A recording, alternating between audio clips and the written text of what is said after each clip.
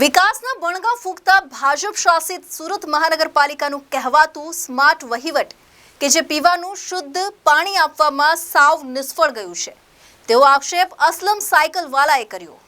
સુરત મહાનગરપાલિકાના central zone વિસ્તારમાં મહાનગરપાલિકા અને ઝોનની મુખ્ય કચેરીની નજીકમાં આવેલા વરિયાળી બજાર પાસેના વોર્ડ નંબર 12 ખજુરાવાડીમાં સ્થાનિક અગ્રણી નાઝીમ પઠાણના સંપર્ક નંબર 9627257967 મકાન સહિત અન્ય મિલકતોમાં સુરત મહાનગરપાલિકાના પાણી સપ્લાય સમય સાંજે 7 કલાકે આવું જીવાતવાળું પાણી આવે છે।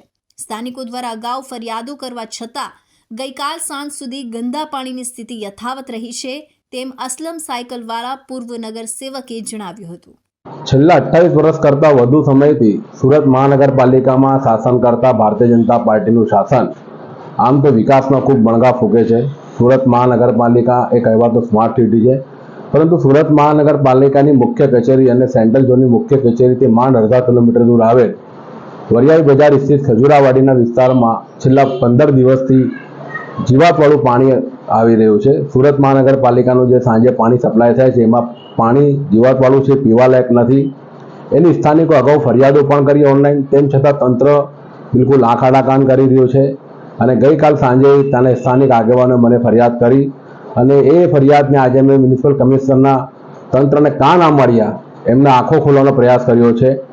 દુઃખ એ બાબતનું છે કે સુરત મહાનગરપાલિકાની મુખ્ય કચેરી કે જ્યાં મ્યુનિસિપલ કમિશનર શ્રી ઉચ્ચ અધિકારીઓ અને મનપાના શાસકો બેસે છે એનાથી માંડ અડધો કિલોમીટરના વિસ્તારની અંદર જો પાણીની આવી સમસ્યા હોય પીવાના, તો એ ભારતીય જનતા પાર્ટીના શાસન માટે ખૂબ શરમજનક બાબત છે।